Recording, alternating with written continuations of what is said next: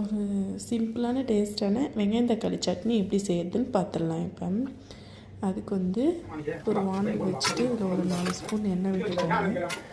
எண்ணெய் விட்டு எண்ணெய் காஞ்சதும் ஒரு 5 வரமிளகாய், கொஞ்சமாக கடலப்பயிர் போட்டு, அப்புறம் வெங்காயம் தக்காளி 5 கட் பண்ணி வச்சுருக்கேன். அந்த வெங்காயத்தை ஃபஸ்ட்டு ஆட் பண்ணிவிட்டு நல்லா வதக்கிக்கலாம். கூட ஒரு 4 பல் பூண்டு, ஒரு 2 துண்டு இஞ்சி சேர்த்துக்கலாம். அதுக்கப்புறம் வெங்காயம் நல்லா வதங்கின பிறகு தக்காளியை சேர்த்து நல்லா வதக்கிக்கலாம். ஒரு சின்ன கருவேப்பிலை கொஞ்சம் போட்டுக்கலாம். நல்லா வதக்கிட்டு தேவையான அளவு உப்பு சேர்த்து அரைச்சிக்கலாம். அரைச்சிட்டு அதுக்கு ஒரு தாளிப்பு கொடுத்துடலாம். கடுகு, கடலைப்பருப்பு, காஞ்ச மிளகா, அப்புறம் கருவேப்பிலை கொஞ்சம் போட்டு நல்லா தாளித்து எடுத்துக்கலாம். நல்லா சுவையான டேஸ்ட்டான தக்காளி சட்னி ரெடி ஆகிடுச்சு. நீங்களும்